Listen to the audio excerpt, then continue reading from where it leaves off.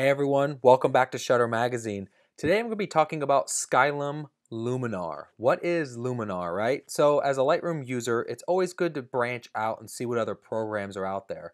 Being that I shoot in RAW, I need a RAW processing software in order to convert those files or rasterize them, right? But I like to keep a lot of that non-destructive editing to my fingertips and available for me to come back to, right? So Lightroom's always been a great program for me, but looking at different programs like On1 RAW and now looking at Skylum's Luminar, we have some options that sort of fuse that editability in Photoshop with that slider and a little more easier user interface that a lot of us like with sliders, a lot like Camera Raw or Lightroom.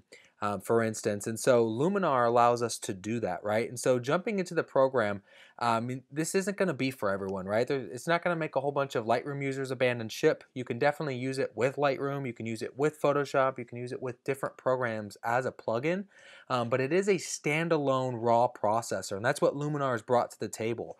For those of you that have used different plugins in the past, I've talked about Intensify, which is a really awesome plugin for Lightroom and Photoshop for like structure and HDR and really getting some gripping dramatic details out of your image. That was Macphun's Intensify, and now Macphun has become Skylum, right? Crazy. So that's what we're going to be talking about. We're going to dive into Luminar, and let's look at a quick look at what Luminar has to offer. So once you have a chance to download the trial, or maybe you're purchasing Luminar because you're just sort of jumping right into it, right? So Luminar, when you're opening it up, you're going to notice right out the gate that you can open an image, ... right, with this button. What about images? Well, that's kind of an issue, right? So Luminar, much like Photoshop, allows you to open up multiple images, but you're only really working on one image at a time. It's very hyper-focused and sort of more of a singular one image at a time. There's not much of a catalog or the ability to process or batch process a bunch of images at once.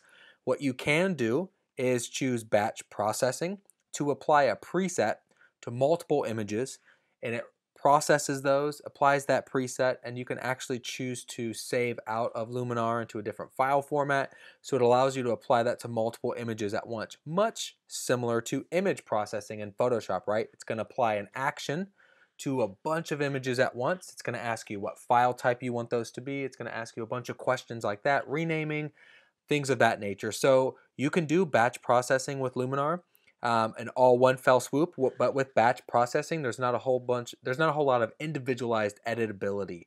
So opening one image up or multiple images, I can start to choose what I want to open up here. So as you'll notice, I have some IIQ files as well as some Canon RAW files. So looking through these, I just want to make sure I'm choosing the right file that I want to open up, as well as some Canon files to kind of show you what I can also offer.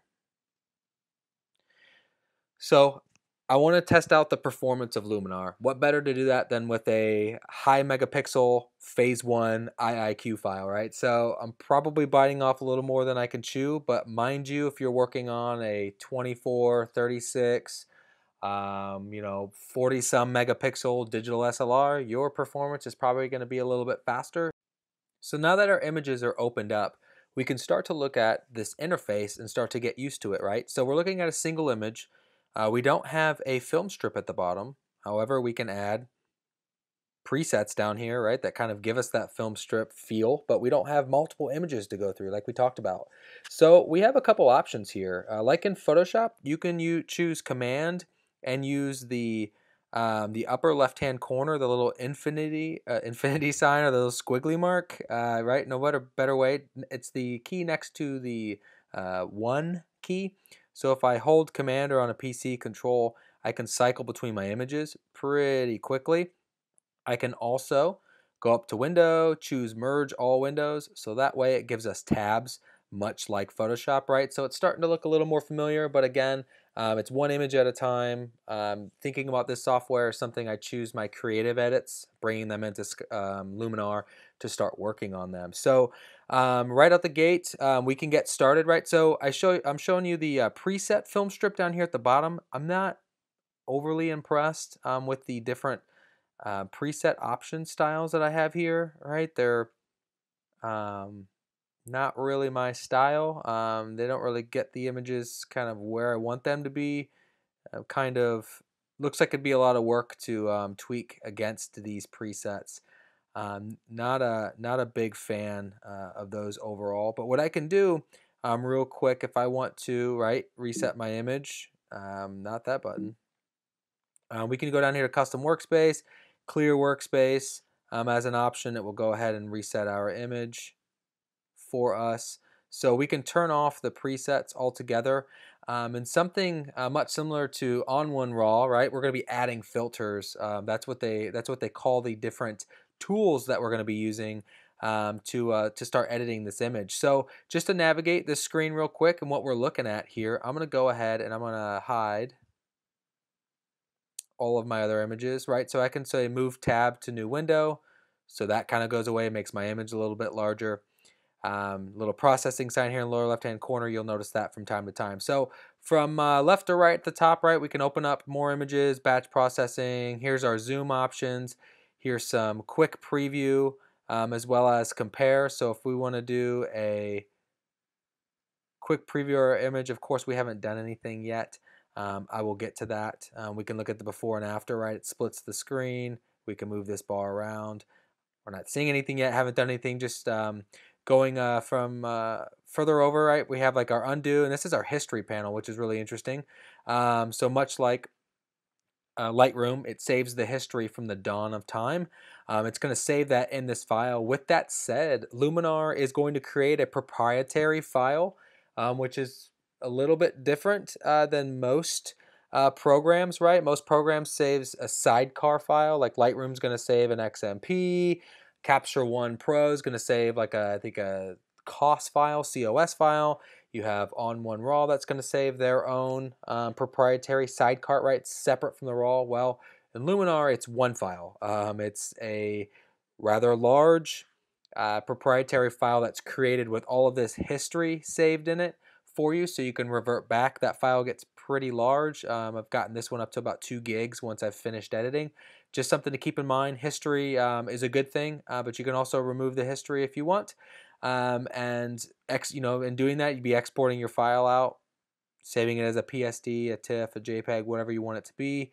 That would remove the history and shrink that size. But non-destructive editing in Luminar just is going to require more disk space. That's all it is. So we also have tools here: crop, free transform, clone, erase. Nothing too crazy there. You can do some pixel manipulation in here.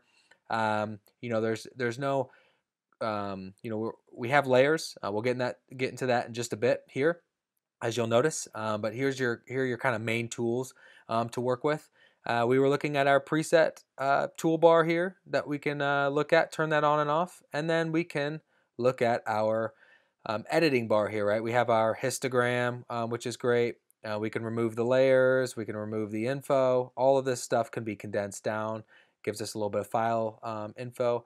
And then here's our export to image or to specific social media or sharing applications. So there we are. Let's get into editing, right? We've looked at the interface. Let's get into the details. All right, so now that we're ready to edit, let's talk about how to do that, right? So on the right-hand side under filters, you'll notice that we have an option here that says clear workspace. Well, we have no workspace, right? It's empty. So I can click on this drop-down arrow and it gives me some quick pre-built workspaces. Well, the first one that I noticed right out the gate, quick and awesome. Well, I like efficiency, so let's see what this one has to offer. Now, there are 3 filters, and that's what Accent AI filter, or saturation and vibrance, and clarity. These are 3 different filters, right? So in order for me to add a filter, just click the button, right? It's highlighted in blue, and I have all these different options, right? So these different filters are what are showing up as the different tool panels. So that's as simple as it is to navigate editing. You choose filters, which are going to have your slider adjustments, and then you can choose pre-built workspaces, or you can choose to custom build a workspace and save it for later. So if you want to save a new workspace once you've kind of dialed in the specific filters you use all the time, myself, I like structure and raw develop and most of my basic color correction level tools, as well as some more advanced for sharpening, noise reduction, and some creative things like tone curve, all that kind of stuff. All those filters or stuff, right, can be added here in Luminar and saved as a workspace. So let's look at Quick and Awesome, which caught my eye, and it's got this accent AI filter, right? So nothing's applied, nothing is going on here, right, on and off. So I'm going to go ahead and take this boost and throw it up to 100. So it's taken my image and done kind of an automated, this kind of AI filter here, right? So it analyzed the image, did sort of an auto process. And I have to say it does a pretty good job for, you know, an automatic toning, right? So it's going to process my image, it's zooming in here, it's giving me some really nice clarity.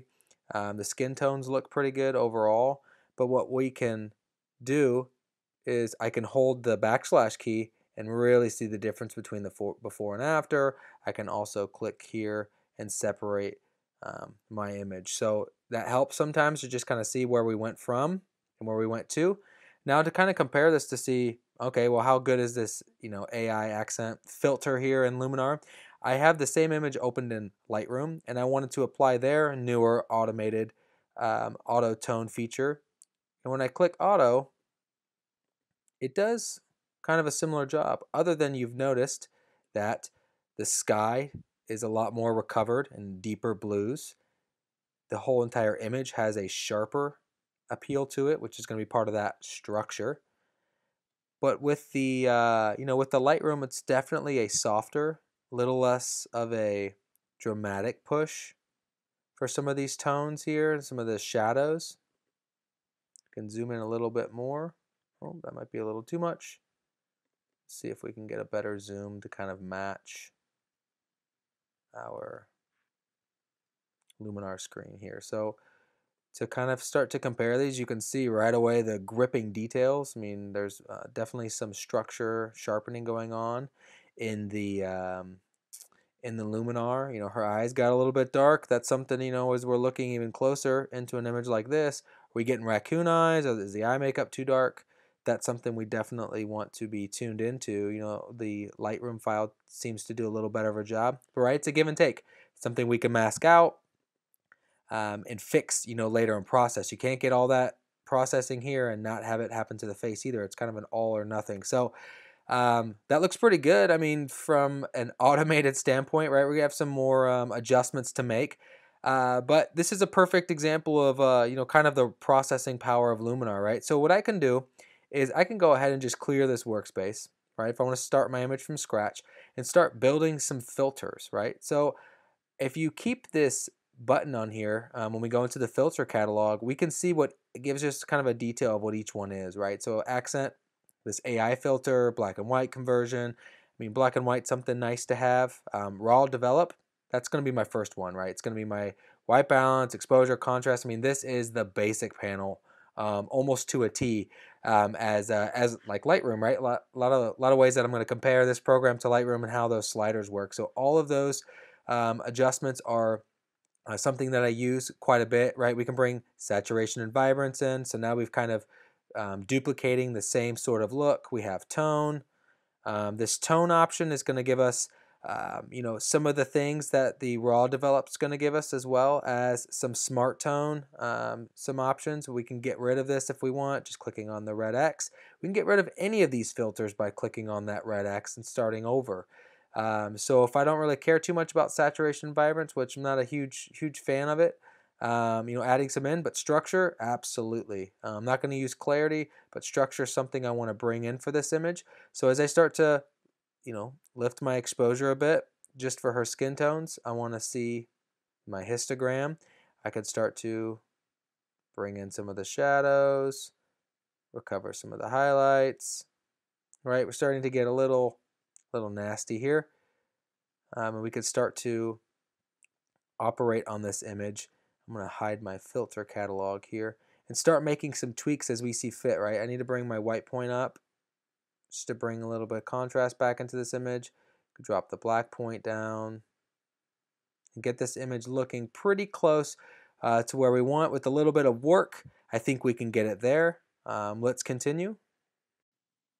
So now that I've added some filters, I can show you that now I've created my own custom workspace and called it matte toning. So as you start to save workspaces, you can really start to create that efficiency and really start working on your images based on each creative workspace that you create. So, right, so I've started with raw development. You notice I have a bunch of filters here, right? So I've spent some time with this image. I really got it tweaked the way I like it, but I want to start from top to bottom how I develop this, right? So once I have my settings for my raw develop, right, we can see the before and after. We can see some lens corrections going on, and really seeing we're getting a lot of color out of this image altogether. So just adding some contrast highlights, right? Every image is going to be different. I like to add a little bit of, I do like to add a little bit of black point to bring back some of that depth in the image. But I think it's a little too crazy. This image is kind of flat in tone and tonality here, and we'll get to fixing some of those things with some of our other filters. So moving over from the adjust tab, we can move into the lens tab, which it's a manual distortion fix, right? So it's going to require us to drag the fix over to where, and what I'm looking for, because there's a barreling effect, it's not something I need to take all the way up, right? It's going to stretch my edges out, but I really need to look at each horizon line as I straightened it to make sure this image isn't bubbling out. It's kind of having some distortion in the middle, just a little bit, not a whole lot, but we can fix some of that here with just a simple adjustment. That's going to fix the distortion. We can fix the vignetting as well. So I felt like, the vignette wasn't, I wanted to control it a little bit better, kind of even out those edges. So we'll get to dodging and burning and adding a little more focus to our subject. Did you see now my cursor is spinning? It's having to think. Now that I made a single adjustment, hopefully I didn't freeze the program here as we wait. So this is our first sort of performance bump that we ran into, which isn't bad. But we have a lot going on in this image. A lot of information is saved, as you can see. It is having some difficulty making this simple adjustment. Again, this is a 2 GB file that I'm working on right here, all by itself. So some of you that are working on Photoshop on a laptop and you realize that you should be on a desktop, I agree. You're going to need something with a little more processing power. If this doesn't quit, then I might have to, of course it's not responding.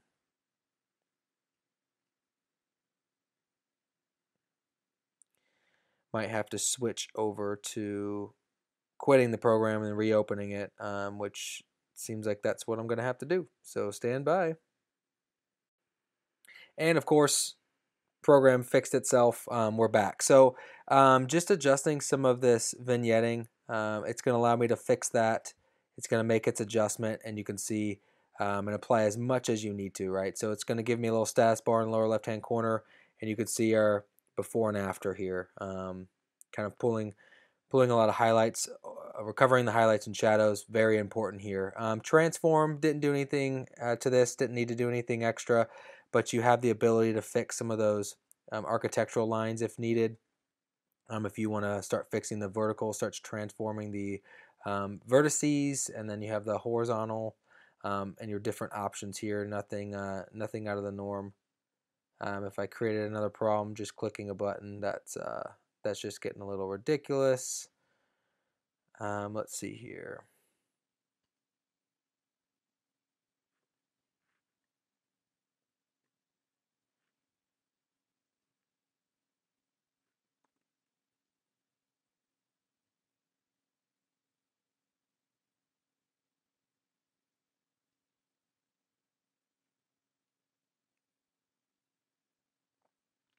Let's open this up again. So here, just to show you real quick, here's my 2.8 GB file. We're going to go ahead and open this up. Double click that. This is that proprietary file we talked about earlier.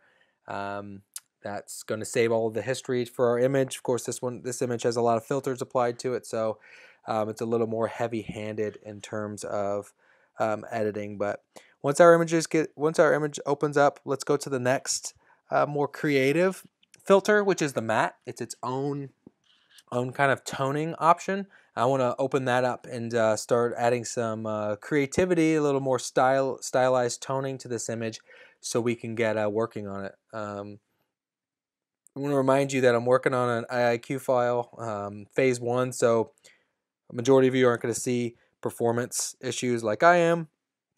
This is a much much larger file, as well as I'm working on a MacBook Pro laptop, so not the smartest move for making Photoshop-like adjustments. So bear with me here as this opens up, and then we can get moving.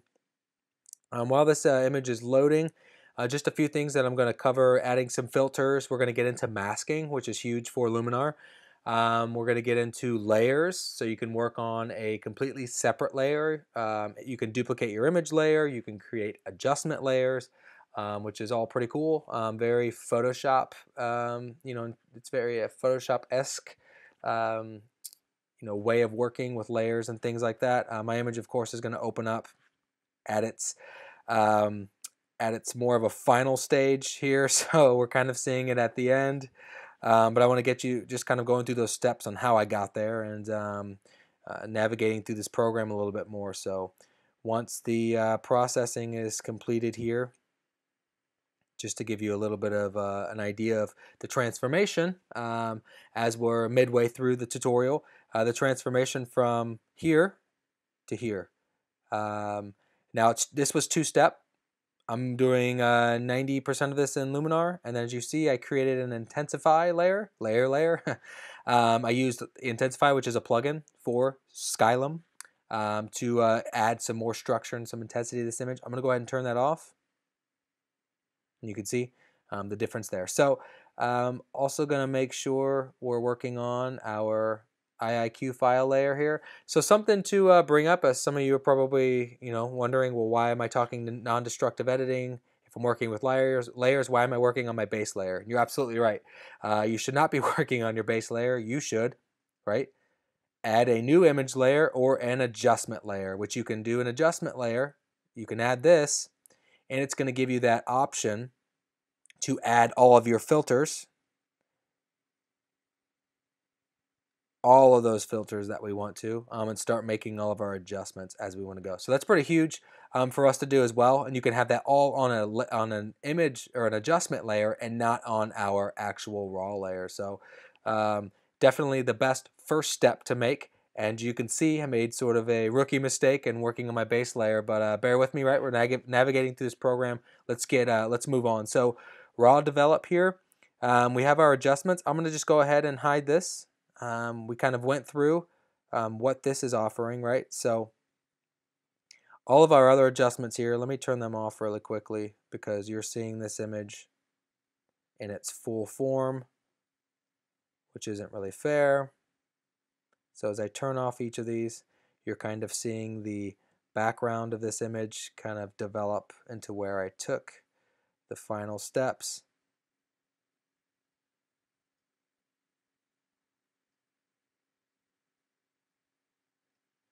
A lot of filters here, a lot of adjustments that we did step by step. And so we'll go from top to bottom and talk about the editability that we have in Luminar and how much time you can spend on an image. Like on this one, I spent quite a bit of time editing it to really push it. So raw develop.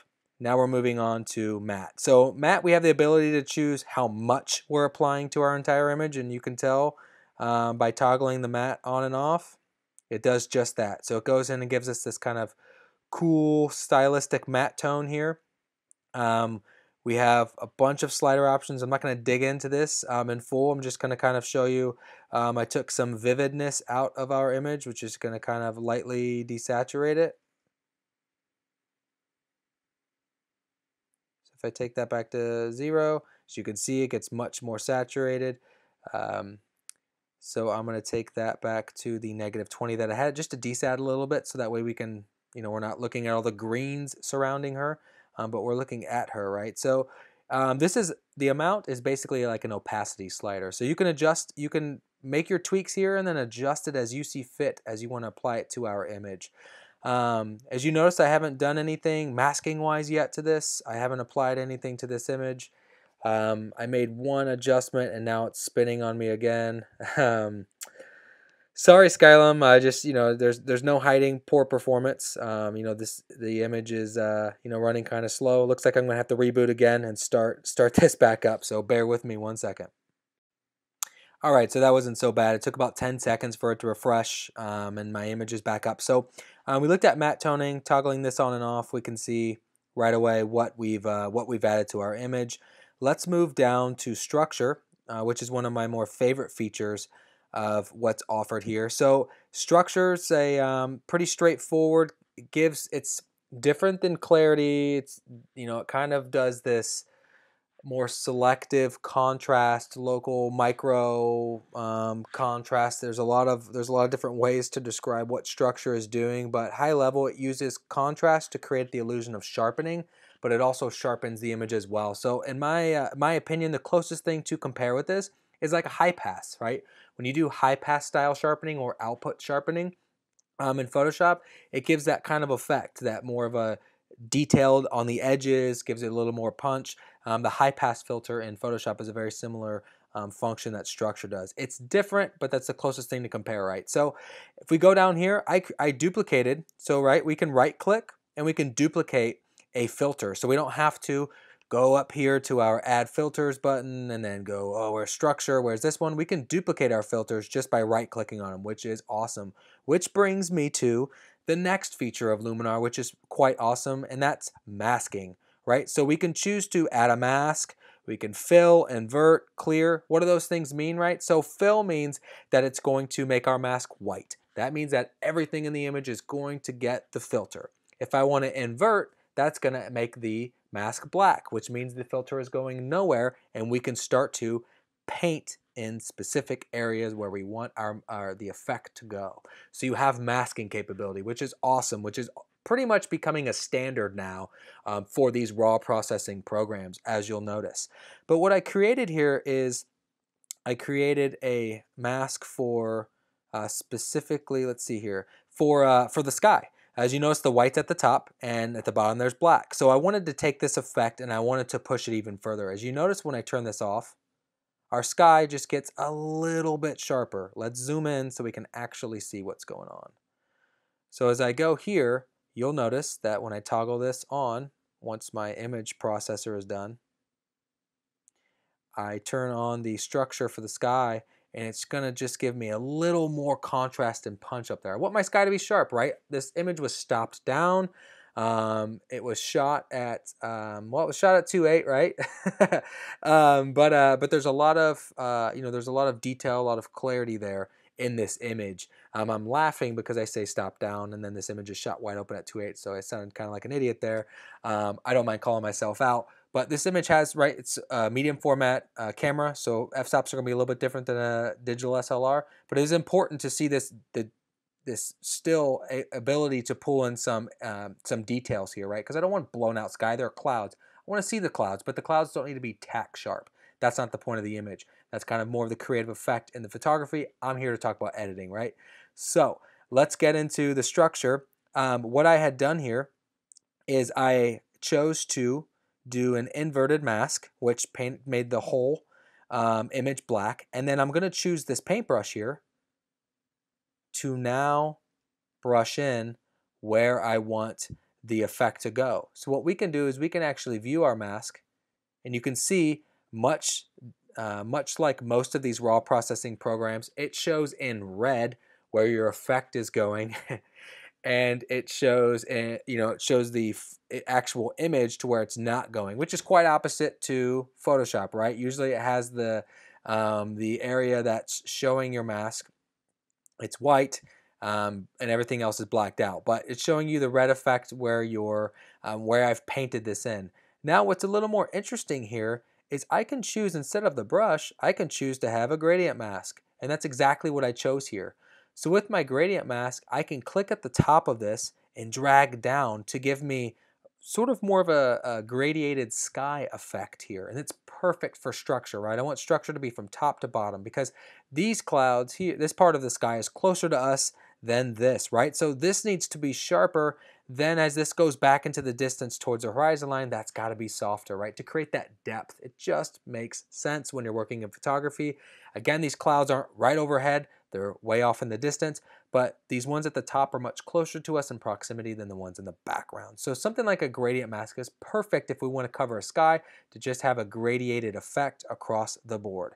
So once I turn that off, I have the ability to choose I can choose brush, radial mask, which is where I can click and drag just this area if I wanted to quickly just have the effect go to her and nowhere else in the image. I don't find that to be as useful unless there's a solid object that's circular or ovular in those regards. So that's real quick what we can do with structure. You'll notice that there's a luminosity mask, which is if we choose that for sharpening, it creates a mask based on luminosity, very similar to Photoshop. When you're choosing luminosity for blending, it's going to choose all the light areas of the images in the image. It's going to choose midtones and apply different levels of opacity in your mask, right? It's going to create a mask based on those different luminescent points of the image. Moving on, right? So we have HSL. Something that bothered me in this image was how cool toned the veil went, right? It's very, very slight. But as you notice, there's this kind of cool cast because I've created kind of more of a cool, neutral cool white balance overall. It's the way the image was shot. So if I turn that on, it allows me to toggle that veil from that blue cast there to a little more of a neutral. It's a slight adjustment, but it's all in the details, people. So I'm just telling you, it's something that I applied on this image. I painted on just the veil, so I can go in here to saturation and I can start to paint that out. Nothing too crazy really in the other areas. It was more of just a saturation punch, right? So if I want to, right, move on down the line, I can. I created another HSL option here that went to the entire image, just knocking out some of the orange, red and orange. That's going to hit her body as well as the entire image. There's not a whole lot of red and orange going on in the entire image. Maybe a slight bit of orange here in the field, but doing it to the entire image was something that I chose to do quite quickly. Let me get rid of my filter catalog here. As we zoom in, we can start to look at some of these skin adjustments that we're making to our image as well. So image processing, yes, it has to think. That's normal with the program. Again, the processing here is very similar to Photoshop. It's going to be applying things, applying a little more heavier adjustment. So I toggle this off. You can see it's a slight bit of HSL. If I wanted to brighten her skin up a little bit, which I have, I can bring the oranges up, which is an important adjustment as you see with her skin tones. Just kind of toggling that on. Off now. Back on. Gives it just a little bit of a brightness there, kind of like a dodging effect. So now we have some different options to do an adjustable gradient, which is a pretty cool feature in itself. And what this allows us to do is this allows us to adjust exposure, contrast, vibrance, and warmth. These 4 tools based on a gradation. So we can choose top and bottom. So I can set the orientation. And I can choose where the top starts and where the bottom splits, right? So we can start to look at and change the way this image is adjusted just by moving this around.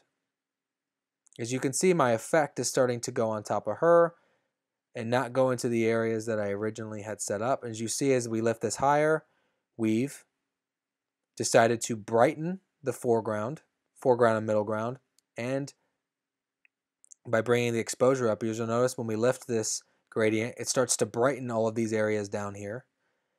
Because we chose to bring the exposure up at the bottom, and at the top, we chose to remove the contrast. I thought the contrast was a little too heavy and add some vibrance.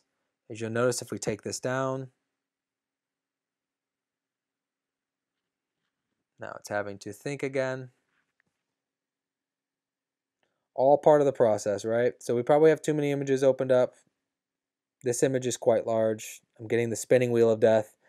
This is the 3rd or 4th time now, so a few of you watching this might be rolling your eyes. Let's go ahead and I'm going to quit the program and restart it up, right? There's nothing better than showing the flaws, but also kind of showing off what the power of the editing side.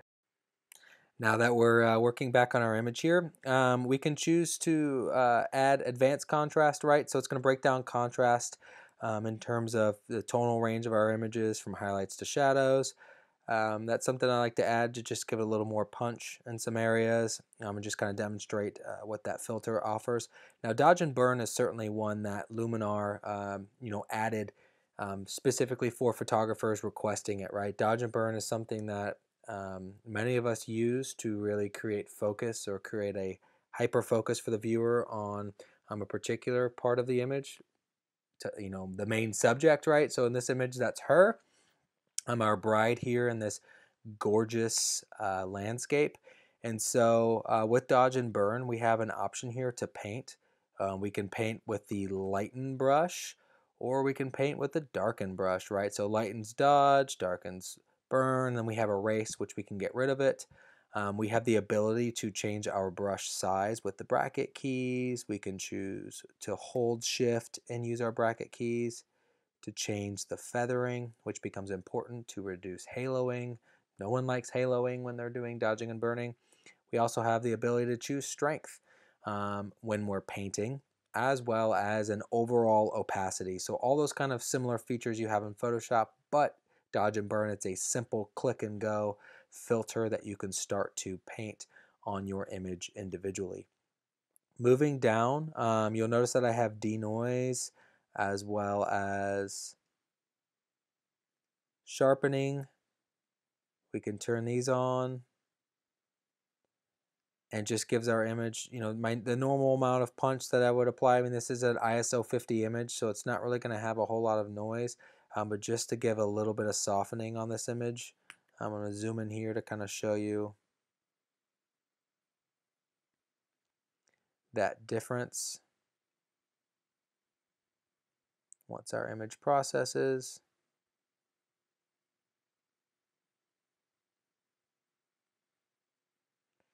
Let it take its time, right? So we can see before and after. Image is starting to look pretty good. Haven't done a whole lot of brush work either, so it's something to keep in mind. Pretty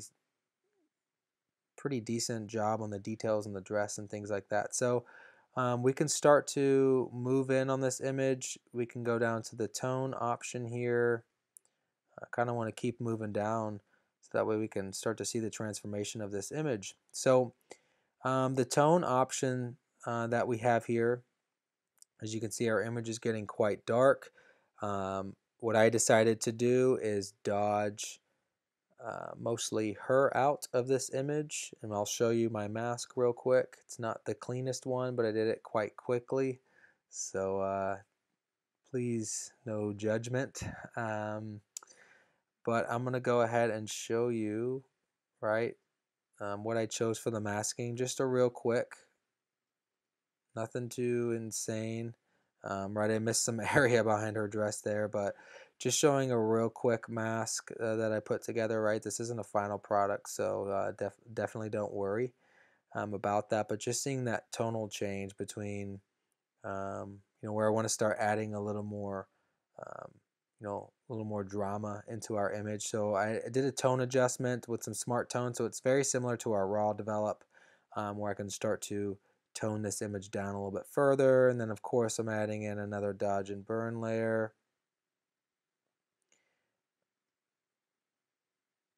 which it looks like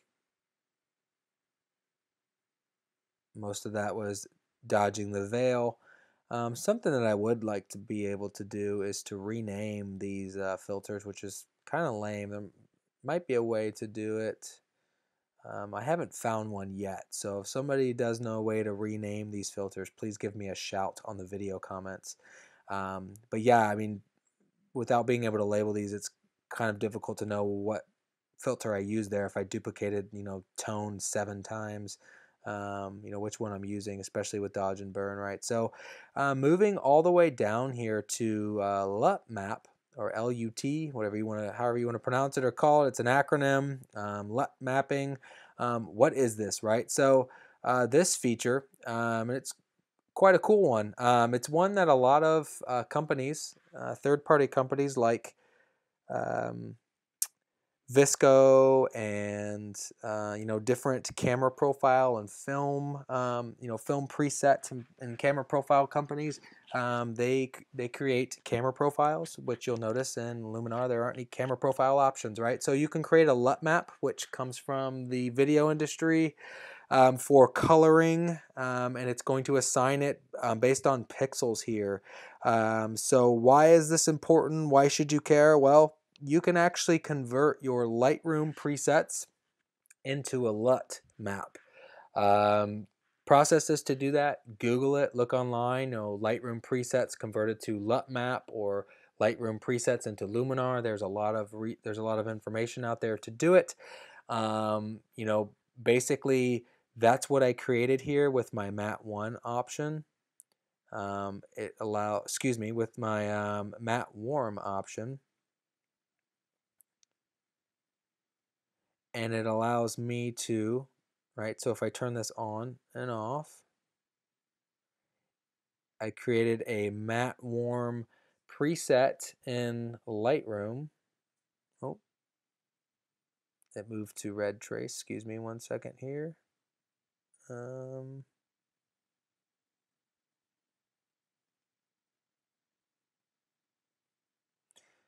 Let's see what we did there. Did we...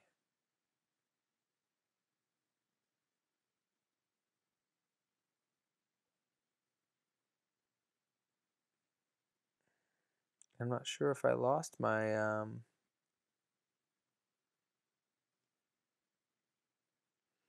my LUT map there. Let's see here. So we have these different options here. Kodak Chrome, obviously Kodak spelled funny. And here's our spinning wheel of death again. It's clearly we kind of hit a glitch on this, but let's circle back to the program, the task at hand. I'm going to reload this image, and then we can jump into some different options with the LUT mapping. Alrighty, our image is back open. So you'll notice that I have Matte Warm, and it's back because I reloaded it. So it allows me to search for, at the very top here, right? It's kind of a congested menu here, but we can load a custom LUT file. So it's going to require you to, online, right? I downloaded this neutral PNG file from one of these third-party kind of free convert your Lightroom presets to a to a LUT file. So I had to convert it to, or what I did is I took this neutral file in Lightroom, applied my preset to it, saved it as a low resolution JPEG. Then I converted this JPEG to a CUBE or cube file. That's what I chose to open in Luminar, and that's where I get this matte warm look. Now there's different styles and different LUT files that you can apply to the image, and it obviously shifts it. Not a big fan of a lot of these free ones that are in here. They're kind of rather a little over the top, but so I mean you can click on a few of these. There's Manhattan, which is an option, which it's going to shift image back. That one's not it's a little soft. So I'm going to keep the matte warm like I had it on originally. So I can turn this all the way up to 100. That gets really disgusting. And that's kind of where I backed off. But you have to be really careful, right? So it takes the Lightroom preset and it's going to apply these effects based on the pixels. So you have to be very careful with your file and this adjustment. I think it's a little heavy-handed. I already kind of did a matting effect, but I wanted to show you.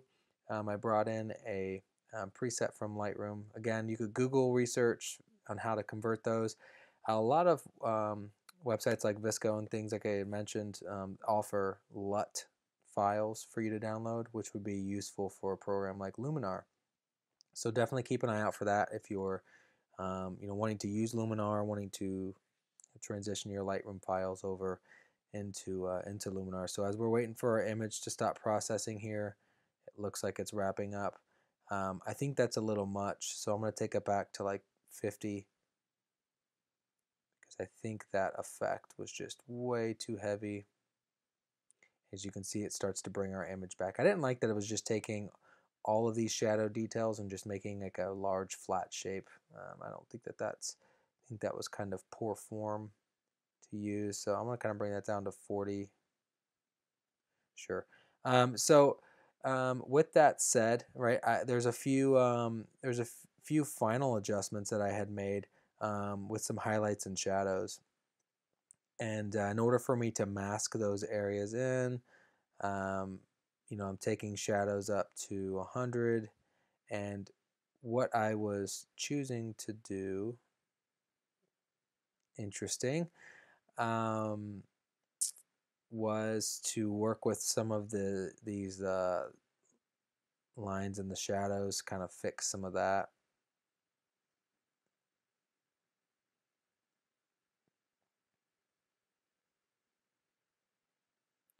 So I'm going to zoom out here and kind of see where our image has gone so far. So I'm going to go ahead and turn those on. So a lot of filter options that we can apply to our image, right? Our image has kind of gone haywire there for a second. So we had talked about layers, right?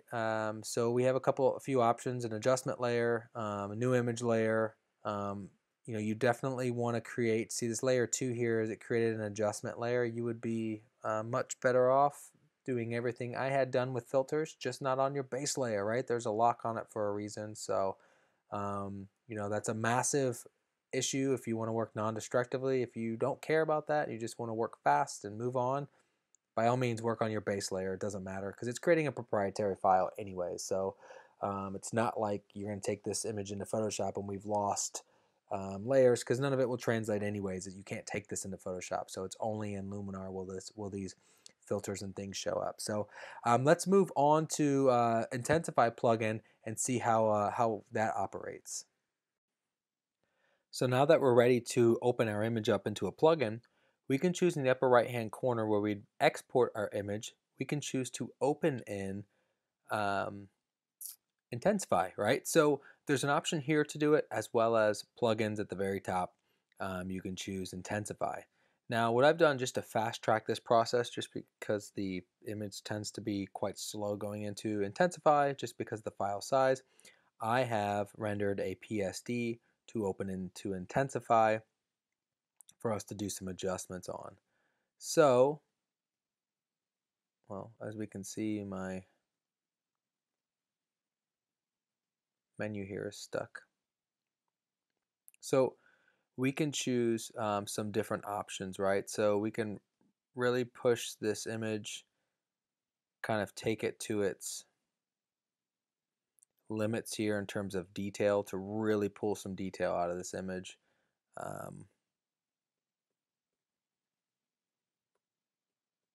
Right, my before and after, quite a difference in details. So Intensify is definitely a plugin that I like to use to really pull some of that kind of HDR toning, some really big, a lot of details coming out of this image, right? So moving on, once we once we save this image,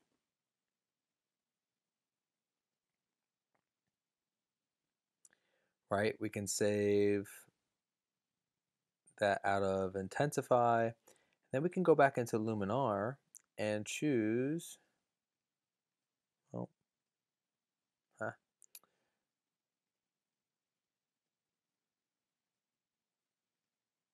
to add a layer if I had that option open to me. So if I add a new image layer, we can now choose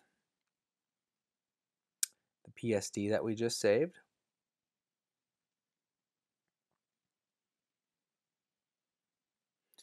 So typically from Intensify, what it's going to do is it's going to create a separate layer for you, so that way you can apply that adjustment to the image. Now I'm going to save my image, quit Luminar, quit Intensify. I'm going to open my image back up here. So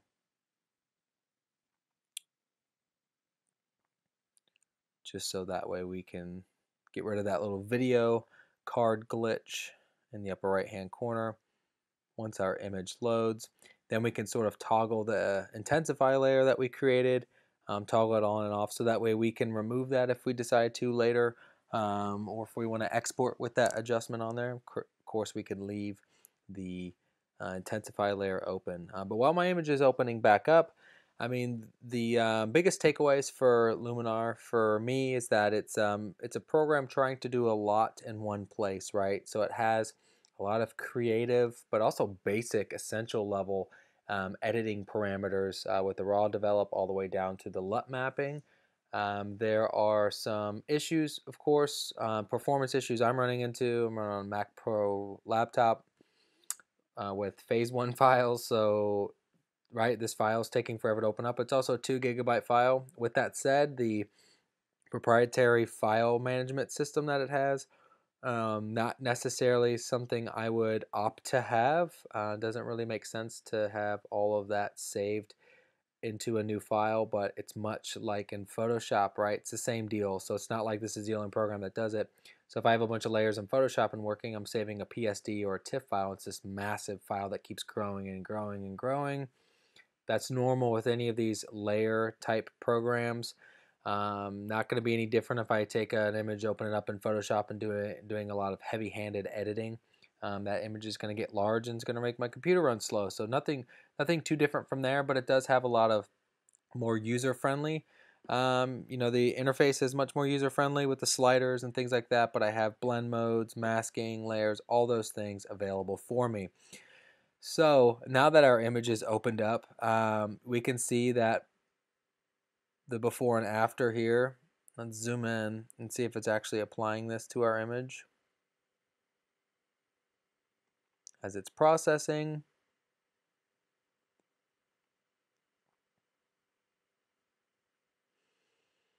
there's a lot of detail, a lot of adjustments being made here. So now our image is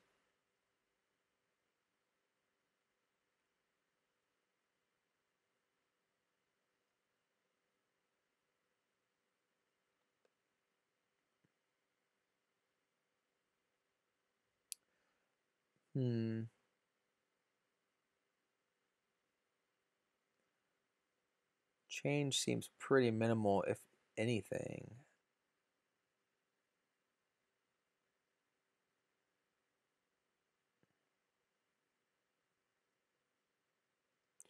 But overall,